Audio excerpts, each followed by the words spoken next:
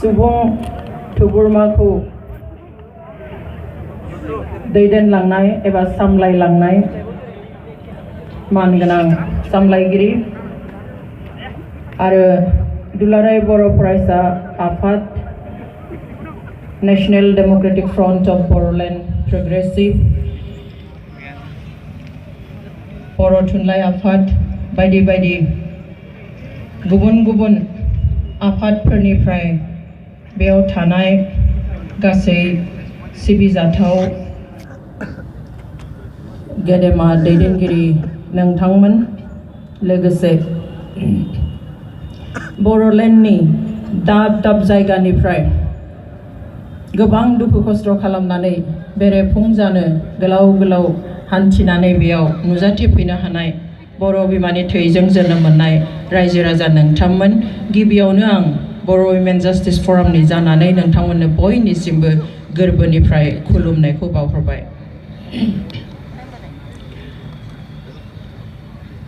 दिनै जा थांखिखौ लानानै बर'फ्रा दिनैल' नङा थांनाय 50 बोसोरनिबो बांसिन सम गुबुन गुबुन फसंथानफोरनि गौथुमफोरनि सिङाव दैदेनजानानै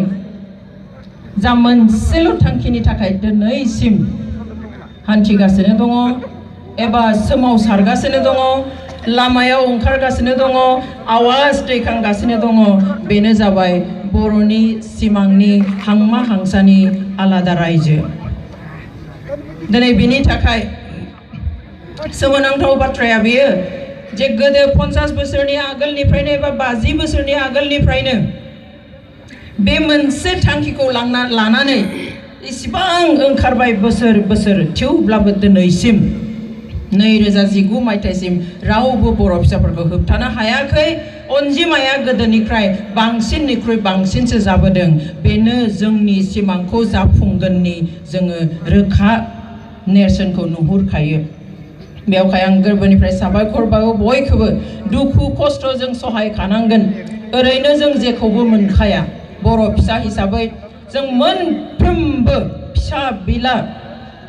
आयदानि थाखाय दावहा होआलासिनो सोमावसारालासिनो संग्राम खालामालासिनो मोनसेबो जों दिनैसिम मोनफेरबोआखै आरो आलादा रायजोनि बेलायावथ' बे आरो बांसिन जाखानांगोनखा आरो बेखौनो इसिबां गोख्रों गोसोजों दिनै खोलोब खोलोब बिबै बिबौनि दिननिफ्राय बिमा बिफानि दिननिफ्राय दिनैसिम दानि यां जेनेरेशनसिम गासैबो जे बेखौ हमथानानै लाखिबाय थादों बेनो जोंनि देरहाहोगोनखौ नुहुरो होननानै जोङो फोथायनो हायो। दिनै बर' हारिनि जि मोननांगौ आलादा रायजो बर'लेण्ड बे जाबाय संबिधानिक मोनथाय constitutional right. On the other hand, it's our birthright. बे जोंनि जोनोमनिबो मोनथाय। दिनै जों जुदि राष्ट्र संघ एबा इउनाइटेड नेशन्सनि मोनथायफोरखौ जों नायोब्ला एस्पेशली थागिबि फिसाफोरनो इन्डिजिनियास फिसाफोरनो फोसावनाय मोनथायखौ जों नायोब्ला नुयो जे बे मोनब्रैजिद' मोनथाय फोसावनायनि 3 आरो 4 दफायाव रोखायै लिरनाय दङ जे बुहुमनि थागिबि फिसाफ्रा जेरावखि थाया मानो मोजोमसेयानो दाजाथों मानो 10 लाखानो जाथों मानो बे सुबुंनि बे थागिबि फिसानि सुबुंनि मानसिफ्रा मा मोननांगौ सेल्फ डिटरमिनेशन एबा गावखौ खुंनायनि मोनथाय मोननो नांगौ। नाथाय जों दिनै बहा दं बोसोरसे नङा बोसोरनै नङा 50 बोसोरनिबो बांसिन गोलाव समजों बेखौनो बिनोबाय थानो गोनां जादों। अथच बे लिरखानाय दङ बे जोंनि मोनथाय जोंनि भारतनि संबिजितावबो लिरखानाय दं बे जोंनि मोनथाय। बेनि थाखाय जों दावहाखौनो होनो नाङा बेनि थाखाय जोङो 50 बोसोर लानोनो गोनां जाया। नाथाय सोरबाया होनो गोसो गैयाबा जोंथ' नांखानो नांगोन आरो बेनिखायनो दिनै गोसो गैयैखौ नुनानै बर'फोरखौ खालि नाख्रेबनो नासयनो गादबनोल' जा राहा लादों बेखौ नुनानै बर' हारिया दिनै लोब लोब सिखांबोदों बायदिसिना रोखोमै दिनै दावहा नांदों। गणतान्त्रिक भाबे सोरबाया रागा जोंनानै अगणतान्त्रिक भाबेयाव नांदों सोरबाया लामा जथेनानै सोरबाया हज्रि खावनानै बायदिसिना रोखोमै दिनै नांदों थेवब्लाबो जों बेखौ मोननो हायाखै। नाथाय जों बेखौ बुंखानो नांगोन बे समा आरो बारा गोबाव गैलिया बांद्रायबाय enough is enough ओरैबादि बांद्रायबाय जोंखौ नासयनाया ओरैबादि बांद्रायबाय जोंखौ गादबनाया ओरैबादि बांद्रायबाय जोंखौ नेवसिनाया बांद्रायब्ला बे गोमाहैखायो बेवहाय इसिबां बारा जाबाय जोंनि साना गोबाव गैलिया जों जि मोन्थाय मोननांगौ बे बारा गोबाव गैलिया जों बेखौ नुहुरखायो बेनिखाय गासैबो समावनो जों जाहाथे खौसे जानानै बेनि थाखाय मोनसे भइस सिंगल भइस रेज खालामनो हायो आं बेखौ हास्थायो दिनै बे जोंनि बे गोबाव समनिफ्राय सोलिबाय थानाय जि जेंना बेखौ सोलायनायनि बेखौ समाधान खालामनायनि अनगायै दिनै जों आरो गोदान मोनसे समयसाजोंनो सरजाबनानै होनाय नुदों जोंनि दिनैनि थांखियानो बे मोनथाम सेकेन्डआ जाबाय गासै मोनद' जातिफोरखौ हारिफोरखौ गोदानै स्केड्युल ट्राइब खालामनाय एबा ट्राइबेल खालामनाय जों ट्राइबेल गोदो जोंखौ ट्राइबेल होननानै मिनियोमोन खांख्राइ जाग्रा ना जाग्रा अमा जाग्रा हाग्रायाव थाग्रा जि मोजां गाननो रोङा जौ लोंग्रा मा लोंग्रा होननानै जोंखौ बयबो मुगैयोमोन बयबो सैया सैया खालामोमोन आंहा गोसोआव दं आं जेब्ला स्कुलाव फरायबाय थादोंमोन आं तेजपुरनि मोनसे हस्टेलाव थानानै फरायदोंमोन स्कुलाव लोगो मोननाय सासे हारसा लोगोआ मोजां लोगो जानायलाय सानसेखालि गावनि न'आव लानानै थांबाय होनबाय আজি अनजलिও आमार লগত भात खाब बिमाया ओंखामखौ खुरनानै होबाय खामसालियावहाय आं जेबो सानाखैमोन जाखांनानै जेब्ला बुंबाय नोंनि थुरसिखौ नों गावनो सुनांगोन नोंनि खुरैखौ नों गावनो सुनांगोन जों बेखौ दांनो मोना आं गोमोबाय खारन आं नुफेराखैमोन बिनि उनाव बेल' नङा दा आं जिरायनानै जानाय जायगाखौबो आङो लिरनांसिगौ लिरनाया दैजोंल' नङा गोबोरजों लिरनांगौ दा गोबोर गैया न'आव खाथियाव फिल्ड दङमोन गोबोर गोरान नागिरना लाना फैनानै आंनो दै सोमना होफैदों आं बेखौ लिरदों मानि थाखाय बर' मानि थाखाय ट्राइबेल जों मुगै जाग्रा जों लेथ्रा लेथ्रि थाग्रा हारि नाथाय दिनै माने इसिबां जोंखौ खुंग्रा जोंनि सायाव सासन खालामग्रा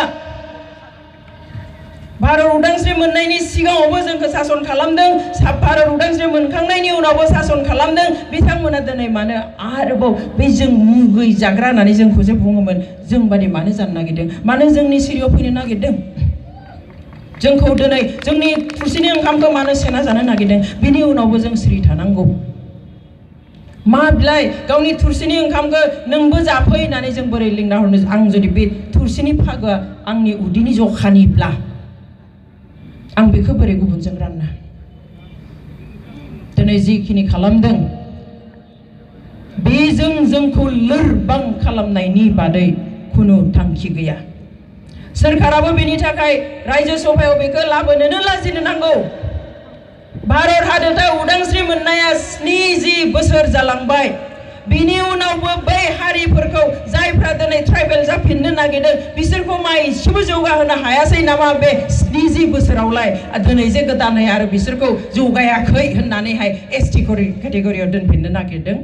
सोरखारा लाजिनोसो नांगौमोन जे जों मानो जौगाहोनो हायाखै खोथाया बिदि नंमारा जौगादों जोंबो दिनै एसेब्लाबो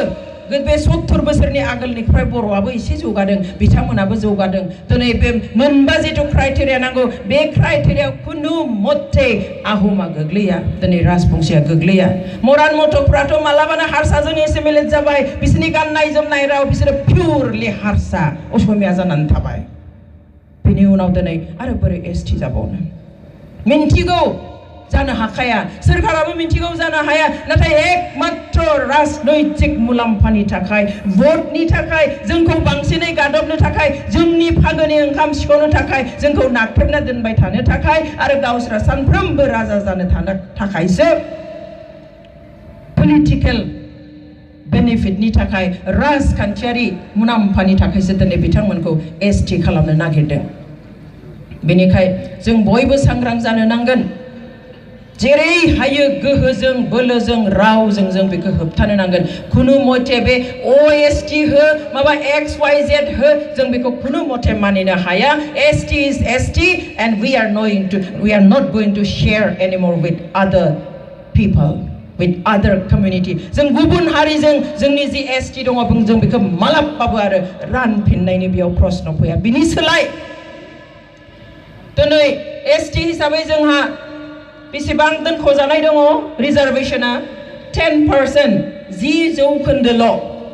बेखौ बारायनानैसो होनांगौ खारन 70 बोसोराव बे सैधता थाखानाय जा एसटीफोर दङ जों जाफोर ट्राइबेलफोर दं फिसा फिसौ जोनोम जाय अनेक मानसि बारिबाय बे गोदोनो 10% बानायना दोननाया खम जाबाय बेखौ बारायनानैसो होनांगौमोन दा नाथाय मा खालामदों जोंनिखौ दिनै गुबुनजों राननो नागिरदों बेखौ जों गनायनो हागोन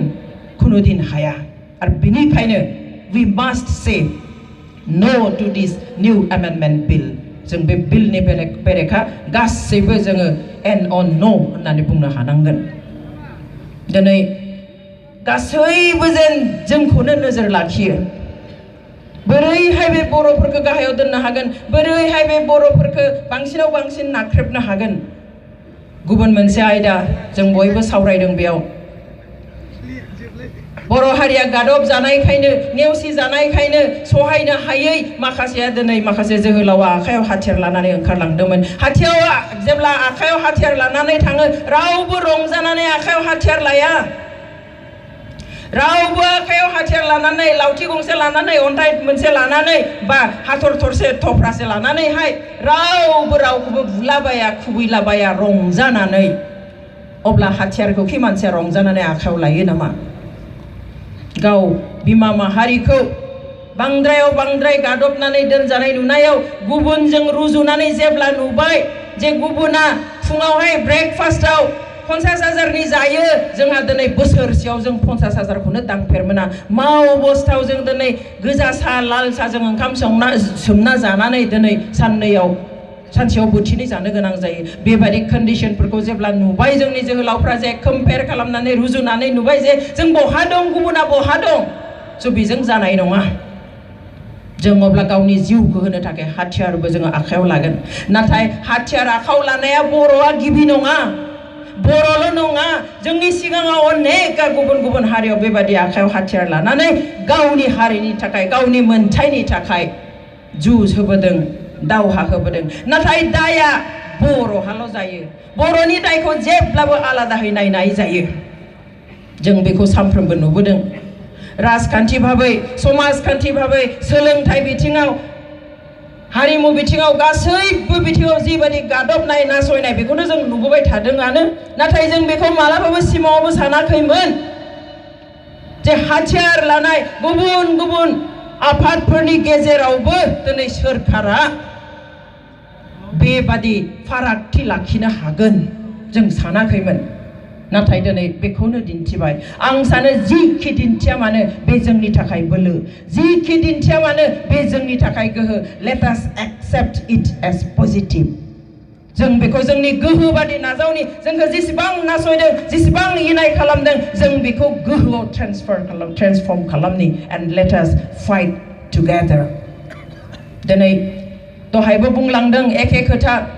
भारतबर्षआव मावइस्टखौ लानानै सारा स्टेटआवनो अलमोस्ट नर्थ इस्टआवथ' मोनसेबो स्टेट गैया माबेबा स्टेटआव 26टा 37टा हाथियार हमग्रा संगठन दं नाथाय बे संगठनफ्रा गुबुन समाव जि इनाय खामानि मावदों जि दावहायाव भारत सरकारजों दावहा नांनायाव मायबा मायबि घटना जादों बा मालाबा रायजोफोरजोंबो मोगा मोगि जाना माबा मोनसे दं बेफोरबायदि इनाय जाथायफोरखौ बिसार खालामनो थाखाय कुनु रायजोआव भारतबर्षआव बे मोनसे फोरमान गैया जे फार्स्ट ट्रेक ट्रायल खालामनाय एबा फास्ट ट्रेक कोर्ट बानायब्रबनाय जाहाथे 6 मासावनो बोसोरसेयावनो केसखौ फोजोबनानै थारातारि साजा होनो हायो बेखौ बर'जोंल' खालामबाय एनडिए बेनि बेलायाव मानि थाखाय इट्स नट डिसक्रिमिनेसन बे डिसक्रिमिनेसन नङा बे बैखम्य नङा बेनिफ्राय देरसिन आरो जोंनो मा बिदिन्थि नांगौ जों बुङाखैमोन जे बिसोरनि केसखौ रेहाय हो एनडिएफबिआ माबा भुल खामानि मावदोंब्ला बहाबा बिसोरनि आखायाव मानसि थैदोंब्ला बे केसखौ रेहाय हो बिसार खालामनो नाङा बिसोरखौ हगारनानै हो जेलाव होनाङा केस जानाङा कोर्टआव लिंनाङा जों बुङाखैमोन सोलिनो हो गुबुन उग्रपन्थीबा मा होनो बिसोरो गावसोरनि सोदोबाव गुबुन बिद्रोही संगठन ना मा होनो बेफोरनि मानसिफोरखौ हाथियार लाग्रा मानसिफोरनि संगठननि मानसिफोरनि केसफोरा जेरै नर्मेलि सोलिबाय थादों 30 बोसोराव जोबोना 50 बोसोराव जोबोना मालाबा गैयानो जाहैगोन जों बेखौ बुंनो हाया बेबादिनो नर्मेलि मानो सोलिनो होआसै मानो फास्ट ट्रेकआव लाबोखो गोजाम केसफोरनि बिसारखौ नाङा गोदान केसनि बिसारखौसो थाब फोजोबनो मानो खालामखो जों बर'खाय कुनु सेकेन्ड थट गैयालासेनो जों बुंनो हागोन just because we are Boros दिनै ट्राइबेल खाय दिमासाफोरखौ एग्रिमेन्ट जाखांनानै सोरखारजों एग्रिमेन्ट जालायलायनायनि उनावबो आरो बिसार खालामफिननानै जेलाव जाबोजिबन सोनानै दोनदों मानि थाखाय because we are tribal मानो बेबादि आलादा दिनै गासैबो मिन्थिया जानो हागौ जों बैखमनि खोथाखौ मानो बुङो थांनाय जे 30 तारिखआव राय होदों बे रायाव एनडिएफबि नि आफादगिरि डिआर नाब्लाखौ राय होदों बेखौ जाबोजिबन शास्ति होदों कारना मा बे एनडिएफबि नि चेयारमेन बेहा बहाबा माबा दावदै बेरनाय माबा बेरनाय खुनु लोब्बा जेबो मोनाखै नाथाय खालि एनडिएफबि नि बियो प्रेसिडेन्ट नालाय बेखाय प्रेसिडेन्टआ थिननायखायसो मावो प्रेसिडेन्टआथ' मिथियालासिनो थानानै बेवहाय प्रेसिडेन्टखाय बेखौ जाबोजिबन कारादन दङ अब्ला दिनै गुबुन संगठनफोरा जेसेबां खामानि मावदों मानसि बुथारदों बमा होदों गावदों रेप खालामदों बेफोरनि थाखाय बे संगठनफोरनि हेड एबा आफादगिरिया मानो साजा मोनाखै जोंथ' नुबावो दिनै आलफानि जेनेरेल सेक्रेटारिया 17 बोसोर जेल जानानै फैबाय बेयावबो फैनानै जेलाव सोफैबाय जेलनिफ्राय ओंखारस्लाबनोनो मोना मास मोनथामानो थायासै सोरखारा बोरै बिनो पासपोर्ट होनो हाखो केस गोनां मानसि बेलाव ओंखारबोनाय मानसि हिसाब गैया दायो माबे कोर्टआव केस दङ बे केस थानाय मानसिनि माबादि पुलिस भेरिफिकेशन खालामगो माबादिहाय बेखौ 3 मासनि भितरावनो पासपोर्ट होनानै ओरैबायदि डकुमेन्ट पासपोर्टआ आं गावखौनो खनसे एरेस्ट खालामनानै 9 बोसोर आंनि पासपोर्टखौ सिख'नानै दोनदों आं जेरावबो थांनो हायाखैमोन नाथाय बे बेन अर्गेनाइजेशनाव थानाय संगठननि जेनेरेल सेक्रेटारिखौ माबादि 3 मासावनो सेन्ट्रेल गभर्नमेन्ट स्टेट गभर्नमेन्ट माबादिहाय पासपोर्ट होनानै फरेन कान्ट्रियाव हरनो हाखो बेफोरो कि बैखम्य नङा जेब्ला बांलादेशनिफ्राय बिथांमोनखौ लाना फैदोंमोन हौवा गोदान बरायनाय बादि बरायनाय गोदोनाया गामसा गाननोनो थुआ बिथांमोनखौ जेराव दिनदों मा गाबनि गस्ला गानदों माबे फान्सि बाजारनि माबे दखाननिफ्राय गस्ला बायना होदों माजों ओंखाम जाहोखो मा ओंख्रि मोजां मोनो मा असमियानि ओंख्रि जाहोखो मा जाहोखो बेखौ सानफ्रोमबो मिनिटे टिभि आरो पेपाराव खबर नाथाय जेब्ला बर'नि दैदेनगिरिखौ लानानै फैबाय बांलादेशनिफ्राय बांलादेश बर्डार दाउखिनिफ्राय इन्डियानो गथायनाय लोगो लोगो आसामनि पुलिसफ्रा थांनानै मा खालामदों आथिं आखाइ गिदिर सिखलिजों खानानै लानानै फैदों बेल' नङा